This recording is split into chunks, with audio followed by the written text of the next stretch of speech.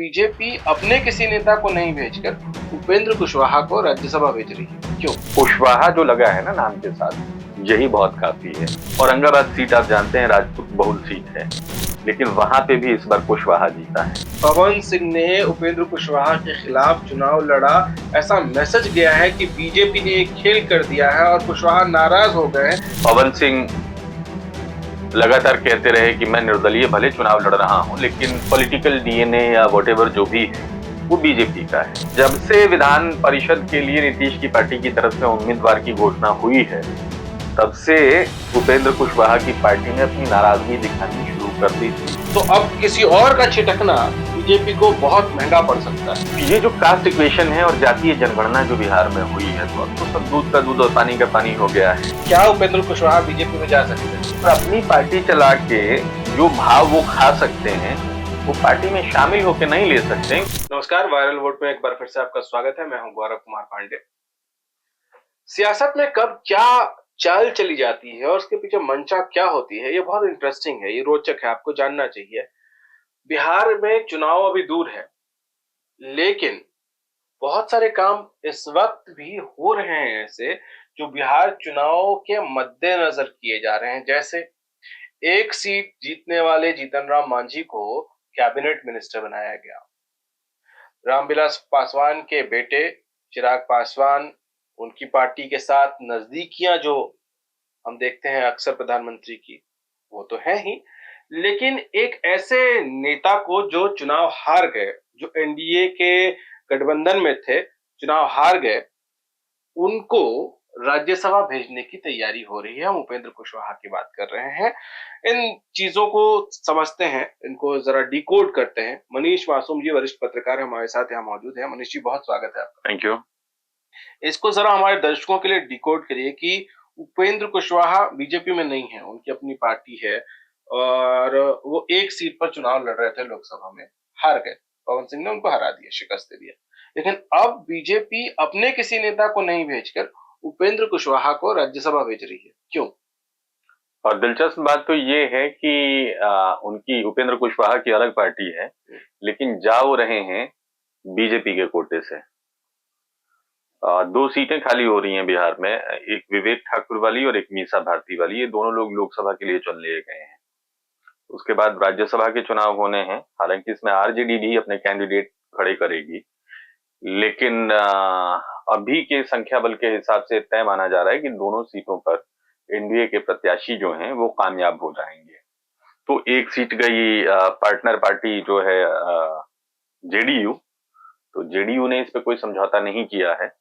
BJP के प्रदेश अध्यक्ष और उप मुख्यमंत्री ने ही इस बात की घोषणा की है कि हमारे कोटे से उपेंद्र कुशवाहा जो हैं वो राज्यसभा जाएंगे। आपने जो प्रस्तावना या भूमिका दी उसमें बहुत सारी बातें स्पष्ट हो गई। ये सारा कुछ जो है अब बिहार चुनाव को साधने के लिए हो रहा है, इसमें कोई संदेह है ही नहीं। ठीक है, कुशवाहा अपनी सीट नहीं बचा पाए, वो बिहार चुनाव में उनका क्या फैक्टर है, क्या स्ट्रेंथ है? बता रहा हूं ना, कुशवाहा जो लगा है ना नाम के साथ, यही बहुत काफी है। और फिलहाल की राजनीति को देखिए, थोड़ा पहले लिए चलता हूं। जब एनडीए का पूरा समन्वय बना था छोटे दलों के साथ और बीजेपी जेडीयू का, उसमें माना ठीक है एक सीट दी गई उपेंद्र कुशवाहा को, लेकिन साथ में एक प्रॉमिस ये भी था कि एमएलसी एक बनाया जाएगा उनकी पार्टी की तरफ से, कुशवाहा की पार्टी की तरफ से। राजबली चंद्रवंशी हैं आरजेडी के, या रामबली चंद्रवंशी, उनकी सदस्यता जो है वो विधान परिषद में समाप्त हो गई है किन्हीं कारणों से, तो वो सीट खाली हुई है। तो वादे के मुताबिक वहां पे कुशवाहा की पार्टी की तरफ से एमएलसी होना चाहिए था, जैसा कि बीजेपी ने किया था। बट नीतीश ने यहाँ पे समझौता नहीं किया, उनकी पार्टी ने उस सीट पे अपना कैंडिडेट उतार दिया। और दिलचस्प बात देखिए कि जिस कैंडिडेट को उतारा है वो खुद कुशवाहा है, भगवान सिंह कुशवाहा। अब तो भाई खटपट होनी थी कि प्रॉमिस ऐसा था, और एक तो बुरी हालत ये रही कि भाई उनके पार्टी का जो बड़ा नेता, सब कुछ सुप्रीमो कह लीजिए, वो खुद ही चुनाव हार गया। चुनाव क्या हारा, तीसरे नंबर पे चला गया। काराकाट को सेफ सीट मानते थे, लेकिन राजा राम सिंह वहां पे सीपीआईएम के एमएल के जीत गए। पवन सिंह ने उनका खेल बिगाड़ा। पवन सिंह बीजेपी के ही बागी थे। ऐसे में मन में संशय उठना लाजिमी था कि भाई ये बीजेपी की तरफ से तो ऐसा नहीं हो रहा है कहीं। अब ऐसे में बीजेपी को फ्रंट पे आना पड़ा है और इसके पीछे कारण ये है कि अभी जो जातीय जनगणना हुई थी उसको ही आधार बनाते हैं, तो हिंदू जातियों की जो संख्या है उस पर मैं थोड़ा सा बताना चाहूंगा कि 15% से ज्यादा की जो संख्या है वो यादवों की है। ठीक है, बिहार में। हाँ, उसके बाद दो जातियां आती हैं जो अत्यंत पिछड़ी हुई जातियां हैं, एक दुसाध है और एक चमार है। इनकी संख्या 5% से कुछ ऊपर है। अब ये जो पिछड़ा वर्ग है कोयरी कुर्मी, तो कुर्मी तो काफी बाद में आता है, लेकिन कोयरी मान के चलिए कि चौथे नंबर पे आता है संख्या बल के हिसाब से। ऐसे में कोयरी को साधना बहुत जरूरी है और इसकी कवायद अभी ही शुरू हो चुकी है। लोकसभा चुनाव बीते हैं, औरंगाबाद सीट आप जानते हैं राजपूत बहुल सीट है, वहां से राजपूत चुनाव जीतते आ रहे हैं, लेकिन वहां पे भी इस बार कुशवाहा जीता है। ये लालू का गेम प्लान था। अभय कुशवाहा वहां से चुनाव जीते हैं। वैसे में कुशवाहा जो वोट बैंक है उसको बस ये चाहा जा रहा है कि कैसे भी वो हमारे गठबंधन के साथ रहे, चाहे वो पक्ष हो या विपक्ष हो, क्योंकि ठीक है संख्या बहुत ना दिखाई दे, लेकिन जो जातीय संख्या है ना वो कई सीटों पे बहुत ज्यादा असर डालने वाली है। उमेश कुशवाहा जेडीयू के प्रदेश अध्यक्ष हैं, सम्राट चौधरी खुद कुशवाहा हैं, बीजेपी के अध्यक्ष उप मुख्यमंत्री उपेंद्र कुशवाहा। वो इसलिए भी ये सब किया जा रहा है क्योंकि जिस तरह से पवन सिंह ने उपेंद्र कुशवाहा के खिलाफ चुनाव लड़ा, ऐसा मैसेज गया है कि बीजेपी ने खेल कर दिया है और कुशवाहा नाराज हो गए हैं, इसलिए अब कुशवाहा समाज को साधने के लिए ये जरूरी है। बिल्कुल जरूरी है, नाराजगी सामने आने लगी थी। पवन सिंह लगातार कहते रहे कि मैं निर्दलीय भले चुनाव लड़ रहा हूं, लेकिन जो मेरा पूरा क्या कहिए पॉलिटिकल डीएनए या व्हाटएवर जो भी है वो बीजेपी का है, और वो निर्दलीय जीतते भी तो किसको समर्थन करते, बीजेपी को ही करते हैं। हाँ, उनको बीजेपी से टिकट मिला था बंगाल पूरा, हाँ, राजनीतिक चाल ढाल ही उनका बीजेपी का था। उनके खड़े होने की वजह से वो हारे क्योंकि बहुत ज्यादा वोट गया। अगर उसका कुछ हिस्सा भी मिलता, हाँ, पवन सिंह सेकंड नंबर पे रहे, उपेंद्र कुशवाहा को, तो राजा राम सिंह शायद वहां से ना जीतते एमएल के जो कैंडिडेट थे। तो एक नाराजगी तो होगी ही। कोई कुछ भी सोच सकता है, सोचने के लिए स्वतंत्र है राजनीति में।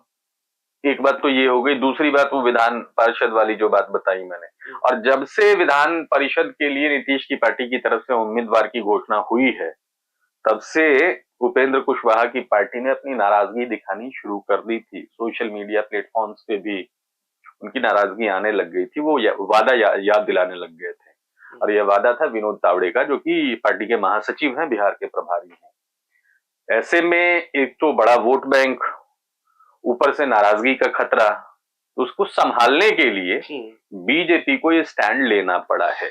क्या ये इस वजह से भी है क्योंकि लोकसभा चुनाव में जिस तरह के नतीजे आए और ये माना गया बाद में मंथन के दौरान कि बहुत सारी जातियां जो हैं, जो वोट बैंक मानी जाती रही हैं परंपरागत रूप से पिछले 10 सालों में, खासतौर से बीजेपी की, वो छिटकी हैं। तो अब किसी और का छिटकना बीजेपी को बहुत महंगा पड़ सकता है। बहुत ज्यादा महंगा पड़ता है, क्योंकि कुर्मी कोयरी जो लव कुश कहते हैं बिहार में, ये जब नीतीश कुमार होते हैं बीजेपी के साथ, बीजेपी और नीतीश का गठबंधन होता है, इसका बड़ा सपोर्ट रहता है इस गठबंधन को। नीतीश कुमार खुद कुर्मी जाति से आते हैं, तो ये लव कुश 90s के स्टार्ट में एक स्लोगन दिया गया था जब समता पार्टी का गठन हुआ था लालू के खिलाफ, जो राजनीतिक मंच बन रहा था बिहार में। उस वक्त से लव कुश की बात कही जाती है। तो नीतीश खुद कुर्मी जाति का प्रतिनिधित्व करते हैं, नालंदा, बाढ़ और कुछ और इलाकों में अच्छा डोमिनेंस है। तो ये जो कास्ट इक्वेशन है और जातीय जनगणना जो बिहार में हुई है, तो अब तो सब दूध का दूध और पानी का पानी हो गया है। तो और एक बात कही भी जाती है कि पूरे देश में आप कहीं कल्पना कर भी सकते हैं, सोच भी सकते हैं कि वहां पे कास्ट फैक्टर काम नहीं करता है या उसके बगैर राजनीति की जा सकती है, लेकिन 2-3 प्रदेश ऐसे हैं जहां पे कि कास्ट के बगैर आप राजनीतिक को सफल राजनीति में बदलना चाहते हैं तो बहुत इसको सोशल इंजीनियरिंग दूर की, हाँ, दूर की कौड़ी, वो अपने फायदे के लिए लोगों ने नाम दे दिया। सोशल इंजीनियरिंग ऐसी कोई चीज होती नहीं है, ये पॉलिटिकल इंजीनियरिंग है, और इंजीनियर साहब हैं खुद नीतीश कुमार। तो इस हिसाब से बिहार को साधा जा रहा है, क्योंकि बिहार में विधानसभा के चुनाव होने हैं और बिहार बहुत इंपॉर्टेंट स्टेट है। हाँ, मतलब देश की राजनीति में देखिए, हर मांझी एक सीट जीत के आए हैं और यही सवाल शिंदे से लेके सब बाकी जो है वो लोग पूछ रहे हैं कि भाई एक सीट वाले को आप कैबिनेट मिनिस्टर बना रहे हैं। ये भी जान लीजिए ना तो कि समझ लीजिए कि कितना मांझी मुसहर जाति का प्रतिनिधित्व करते हैं और उसकी संख्या ठीक ठाक है, 3 से ऊपर कुछ प्रतिशत है। तो मतलब मान के चलिए कि ब्राह्मणों और राजपूतों के आसपास ही है, थोड़ा ही कम होगा उनकी संख्या। तो वो जो वोट बैंक है वो सिर्फ एक सीट पे निर्णायक नहीं होता है ना, कई सीटें हैं, और विधानसभा के जो चुनाव होते हैं लोकसभा की तुलना में बहुत ज्यादा सीटें होंगी। बिल्कुल है ना, अगर मैं गलत नहीं हूं तो 324 सीटें हैं बिहार में विधानसभा की, और अगर मैं गलत हूं तो मेरे साथी टेक्स्ट के जरिए उसको करेक्ट कर देंगे इस वीडियो में, लेकिन मेरी जानकारी कहती है कि 324 सीटें हैं। तो 324 सीटों में छोटा छोटा जो फैक्टर होता है वो बहुत काम करता है। तो इस तरीके से, और भारतीय जनता पार्टी देख लीजिए बिहार में जब से राजनीति हो रही करती आ रही है, विपक्ष की राजनीति मंडल कमंडल के दौर से देख लीजिए, मध्य प्रदेश में बहुत शुरू में सफल हो गई, राजस्थान में भैरव सिंह शेखावत आ गए, कल्याण सिंह आ गए यूपी में, लेकिन बिहार में पूरी तरीके से बीजेपी की दाल गली नहीं। तो बीजेपी येन केन प्रकारेण कोशिश कर रही है कि कुछ पाए लिए जाए, कुछ खंबे लिए जाए, जिससे कि हमारा पैठ जो है ना वो नीचे तक जाए, हमारी पैठ, और ऐसा कुछ हो जिससे कि हमारा वो सपना साकार हो सके। अच्छा, एक बिहार में बीजेपी का मुख्यमंत्री नहीं रहा है। अच्छा, एक सवाल और, क्या उपेंद्र कुशवाहा बीजेपी में जा सकते हैं? नहीं, क्यों जाएंगे? जो लाभ उनको यहाँ पे मिल रहा है, आप कभी कभी ऐसे प्रश्न पूछ देते हैं उसमें थोड़ी सी टिप्पणी करते हुए दिक्कत होती है, क्योंकि ज्यादातर बार भाई टिप्पणियां, अच्छी सवाल जो है लेकिन वो सच में। आप बताइए पहले, पार्टी दर्शकों को पहले बताइए कि कौन से किरण चौधरी को लेकर प्रश्न पूछा था और किरण चौधरी गई बीजेपी। प्रियंका गांधी, हाँ, प्रियंका गांधी वाली बात, खैर वो तो वायनाड जाने का मसला था, अच्छी बात है। बात ये आती है कि देखिए, ये विद इन द पार्टी या पार्टी बदलने की बात होती है। उपेंद्र कुशवाहा की खुद की अपनी पार्टी है और अपनी पार्टी चला के जो भाव वो खा सकते हैं वो पार्टी में शामिल होकर नहीं ले सकते हैं, क्योंकि बीजेपी में पहले से ही बड़े बड़े भूख बैठे हुए हैं और सजाती हैं उन्हीं की जाति से हैं सम्राट चौधरी, और सम्राट चौधरी ने अच्छा आधार बना लिया है बीजेपी में और प्रदेश में। तो कुल मिला के ये है कि सहयोगियों को संभाल के बीजेपी 2025 का निशाना जो है अभी से लगाने की तैयारी कर रही है। चलिए, बहुत शुक्रिया आपका। तो बिहार साधने की कोशिश है और उपेंद्र कुशवाहा जो है वो राज्यसभा जा रहे हैं बीजेपी के कोटे से। ये याद रखिएगा, इसके मायने याद रखिएगा, तो शायद आपको ये अंदाजा हो सके कि बीजेपी के लिए बिहार का इलेक्शन कितना इंपॉर्टेंट है। फिलहाल इतना ही, नमस्कार। लेकिन हाँ, एक बात, सब्सक्राइब जरूर कर लीजिए। नमस्कार।